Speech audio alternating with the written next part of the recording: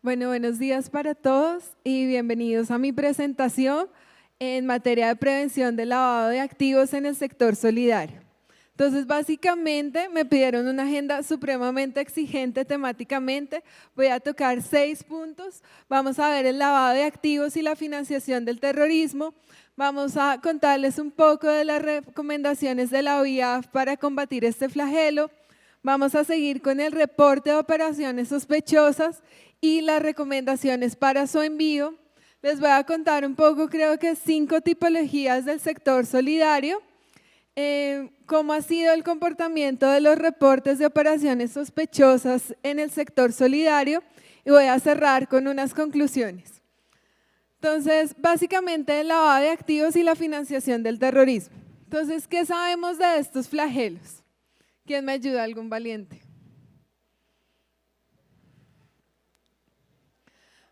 Dime, el SARLAF, muy bien. Sector solidario es uno de los que tiene el sistema de gestión de riesgos más avanzado que tiene el país, entonces, digamos, tenemos mitigación. Básicamente, el lavado de activos y la financiación del terrorismo tiene serias repercusiones a nivel económico, en especial porque genera bastante competencia desleal. No sé, hay muchos casos en los cuales nuestros proveedores tienen precios inferiores por debajo del mercado. ¿Y eso qué sería?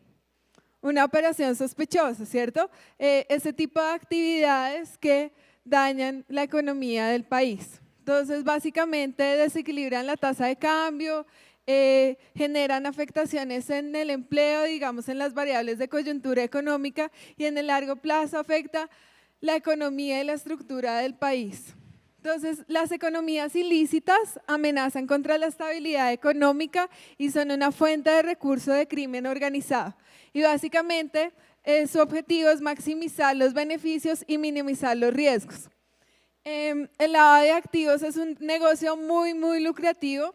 La 1DC señala que por cada $100 de actividades ilegales que entran a la economía, solo 2 centavos de dólares se detectan e incautan. Entonces es una actividad bastante prácticamente con cero riesgo, ¿cierto? Bastante lucrativa.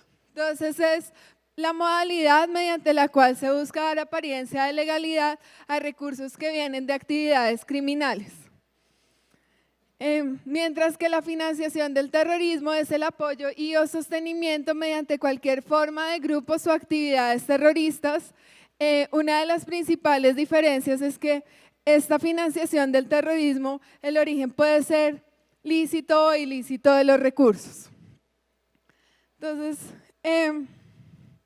la principal diferencia que tenemos frente al lavado de activos y la financiación del terrorismo es la trazabilidad del dinero. Básicamente en el lavado de activos, usted lo que hace es permear estos recursos en la economía, pero tienen una trazabilidad circular, ¿cierto? Vuelven a mí, vuelven, digamos, a la persona que está cometiendo este delito. Mientras que en la financiación del terrorismo, la trazabilidad es lineal. Digamos, yo tengo un dinero y digamos que busco ciertos fines con él. Entonces, ¿cuáles son las actividades esenciales para el lavado de activos? Tenemos 2, ocultar origen ilícito y dar apariencia de legalidad. Entonces, tenemos, digamos, unos impactos muy serios, que es la corrupción, descomposición administrativa, la desestabilidad de la tasa de interés y el tipo de cambio, genera competencias desleales, provee recursos para generar otros ilícitos y distorsiona los mercados financieros. Entonces, ¿cuáles son las recomendaciones de la OIAF para combatir este fenómeno? Entonces, básicamente son 5. La primera es el cambio cultural, la segunda es la prevención, la tercera es la detección, la cuarta es la investigación y la quinta es el juzgamiento. Entonces, ¿cuáles son los riesgos en materia de lavado de activos y financiación del terrorismo que enfrenta cualquier empresa?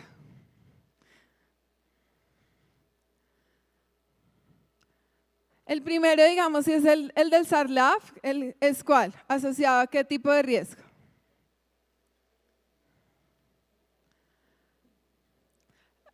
Sí, en general, digamos, están basados a las operaciones, ¿cierto? A conocer la cadena de valor, los clientes, los negocios, pero también tenemos otros dos riesgos que son el riesgo legal y el riesgo de contagio y el riesgo reputacional que afectan seriamente a las entidades y a las empresas. Entonces nosotros en la OIAF tenemos un decálogo de buenas prácticas que es súper importante tener en cuenta a la hora de combatir este flagelo. Primero, aplique mecanismos de conocimiento del cliente, donante, proveedor y o contraparte. Entonces es muy importante que ustedes conozcan el mercado. Si sus proveedores tienen, digamos, precios por debajo del mercado, si sus clientes cambian de actividad económica, están haciendo, digamos, operaciones inusuales, ese tipo de cosas son muy importantes. Entonces lo primero que debemos hacer es conocer a quienes hacen parte de ¿qué? De nuestra cadena de valor, ¿cierto? ¿Quiénes son estas personas que nos están ayudando en todo el proceso de nuestro negocio? El siguiente es documente todas las operaciones que realice. Ustedes deben documentar todas las operaciones para mirar cuáles son los procesos de facturación, con quién están comprando, a quién le están vendiendo. Tienen que también monitorear las operaciones, especialmente las que puedan ser de alto riesgo, ¿cierto? Gafi, digamos, en nuestra evaluación mutua, señaló ciertos sectores que son ¿de qué? De alto riesgo. Entonces debemos conocer muy bien con quién nos estamos relacionando. Otro de los puntos importantes es identificar las señales de alerta, verificar la información. Otro es actualice los manuales de procedimientos. Todos los procesos tienen que estar ¿qué? Documentados, ¿cierto? Todos nuestros empleados tienen que saber qué hacer en caso de que ocurra algo.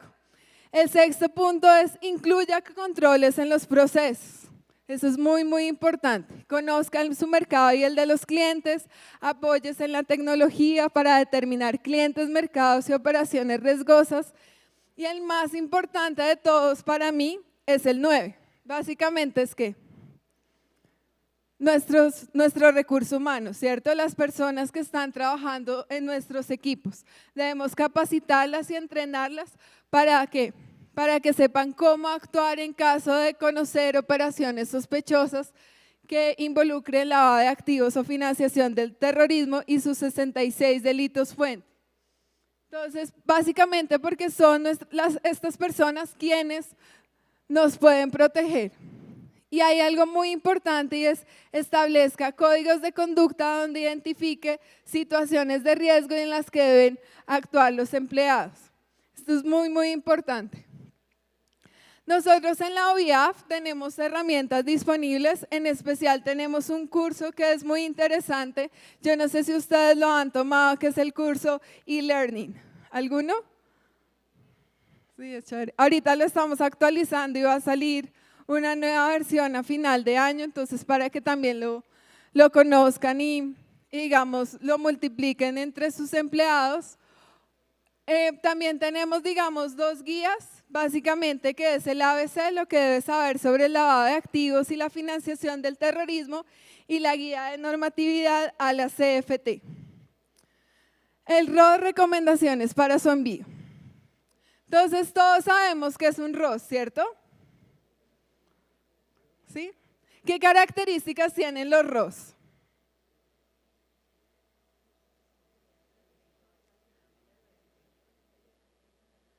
Son superiores a 10 millones de pesos las transacciones. ¿Qué otra cosa? ¿Qué es un ROS? ¿O cuándo debemos hacer un ROS? Son comportamientos atípicos, ¿cierto? ¿Sí? Entonces son aquellas situaciones que al ser analizadas se salen de los comportamientos particulares de nuestros clientes. Entonces, miren, nosotros tenemos, digamos, esto es para el sector financiero, pero acá tenemos una cuenta de ahorros. Y miren que acá hay dos, ¿qué? Dos picos, ¿cierto? Dos movimientos atípicos. Quiere decir que en estos podríamos tener, ¿qué? Una operación sospechosa, ¿cierto? ¿Cuándo es una operación sospechosa? Cuando no está justificada legalmente, ¿cierto? No tengo cómo decir que me consignaron, quién me consignó, cuál es la razón por la cual existe este comportamiento atípico. No hay ninguna justificación. Entonces, ¿qué es lo más importante? Básicamente tenemos tres cosas importantes para los reportes de operaciones sospechosas. Identificar comportamientos inusuales en los clientes. Por ejemplo, cuando uno de nuestros proveedores vende por un precio muy por debajo al precio del mercado, ¿cierto? Eso es algo muy sospechoso, ¿sí? Otra de las cosas es que los precios, por ejemplo, de nuestras ventas también estén muy por debajo, ¿sí? Ese tipo de cosas que están generando una señal de alerta en la estructura económica del mercado hace que nosotros generemos este tipo de operaciones sospechosas. Ingresos de dinero que no tienen ninguna justificación, ¿cierto? En inversión, digámoslo. Entonces, lo que debemos hacer es llamar la atención del cliente y conocer qué es lo que está pasando. Y lo último es reportar ante la OIAF. Entonces, ¿qué características tienen los ROS? Básicamente son 4 características, ¿cierto? Son reservados. Nadie va a saber que ustedes hicieron un reporte de operación sospechoso. Nadie. El segundo es que no son denuncias penales. El tercero es que no tienen que tener certeza del delito para hacer el reporte. Ustedes solo tienen que mandar, ¿qué? Las señales de alerta, las operaciones atípicas que ustedes encuentren. Y finalmente, no genera ningún tipo de responsabilidad para la entidad que lo reporta. Entonces, los fundamentos jurídicos del ROS, pues básicamente tenemos la recomendación 20 y 29 del GAFI, y pues está en el artículo, desde el artículo 102 y 107 del Estatuto Orgánico de la Superfinanciera. Y para prevenir y detectar debemos entender los riesgos de mercado y en especial hay algo muy importante y es que estamos actuando con seres humanos, ¿cierto? Y los seres humanos tenemos ¿qué? Sesgos cognitivos, información asimétrica y cada vez que empezamos a conocer a nuestro cliente y a nuestros proveedores empezamos a tener una curva de aprendizaje que es la información gradual. ¿Qué entendemos por sesgos cognitivos? ¿Alguien ha leído el libro de Kahneman de Piensa rápido y despacio? Que le habla de racionalidad limitada, ¿no? Entonces, básicamente, les voy a contar un poco. Yo estudié economía en la universidad y los seres humanos, según la economía, tienen 3 características muy importantes. ¿Qué son cuáles? Son muy racional, muy egoísta y tiene mucha fuerza de voluntad. Entonces, ¿qué pasa si uno es muy racional?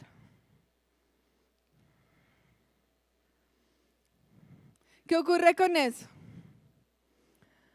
Por ejemplo, bueno, les cuento una anécdota personal. Yo tengo un amigo que lleva casado 10 años con su pareja en una relación en la que él es muy infeliz. Entonces él me dice, es que yo soy muy infeliz y yo le digo, ¿y por qué no te separas? Porque llevo 10 años. Él está asumiendo esos costos hundidos, ¿cierto? Él está diciendo, he hecho un esfuerzo gigante de 10 años. ¿Y qué pasaría si uno fuera un economista puro? A uno no le importarían esos 10 años porque esos 10 años son ¿qué? Costos hundidos. Y acuérdense en que los seres racionales piensan en términos ¿qué? Marginales, ¿cierto? Entonces a mí debería preocuparme es que mi año siguiente, mi hora siguiente de vida y ser feliz, ¿cierto? Pero miren que esto no pasa en la mayoría de las veces. Cuando uno compra unas boletas para ir a un concierto, no sé, en el estadio El Campín, que es descubierto, y empieza a llover a cántaros, si salen del bolsillo de uno, ¿qué? uno va al concierto, ¿cierto? Porque uno dice, no, es que pagué por las boletas y me costaron casi 2 millones de pesos, yo voy a ir, ¿sí? Pero ¿qué pasa si no las hubieran regalado? No va, ¿cierto? Entonces miren que los seres humanos son ¿qué? No son tan racionales, ¿cierto? Tienen lo que se llama un ¿qué? Una racionalidad limitada, ¿sí? Entonces miren que si nosotros fuéramos racionales pensaríamos en términos marginales. Si uno es infeliz, se separa. Si está lloviendo, no va al concierto, ¿sí? También es otra de las cosas que nos dicen en la economía es que somos ¿qué? Muy egoístas, ¿cierto? Y eso tampoco es verdad, ¿sí? Por lo general, los seres humanos han logrado desarrollarse de la manera en que se han desarrollado. ¿Es por qué? Porque hay colaboración y la colaboración viene desde pequeños. Uno cuando tiene hijos ve que el hermano mayor siempre le está dando cosas al hermano pequeñito, ¿cierto? Sin necesidad uno de haberle enseñado cosas. Ahí hay bondad, ¿cierto? Entonces miren que los seres humanos no son tan egoístas como lo piensa la economía. Y otra de las cosas que nos dice es que tiene mucha fuerza de voluntad. Entonces que no tenemos un sesgo hacia el presente, sino que nosotros valoramos de la misma manera a través del tiempo, digamos, con unos factores de descuento. ¿Y qué pasa con eso? Que eso tampoco es verdad, ¿cierto? Porque si uno está haciendo dieta y llega la torta de chocolate, ¿qué pasa? Uno dice, ay, mañana sí empiezo, ¿cierto? O mañana le doy 1 hora más al gimnasio, ¿sí? Entonces miren que no tenemos ¿qué? Mucha fuerza de voluntad, ¿cierto? Pasan cosas, le dicen los amigos a uno, no, quédate 1 hora más, no, pero mañana tengo que trabajar, bueno, 1 hora más, ¿cierto? Entonces miren ¿qué pasa? No tenemos mucha fuerza de voluntad como piensan los economistas.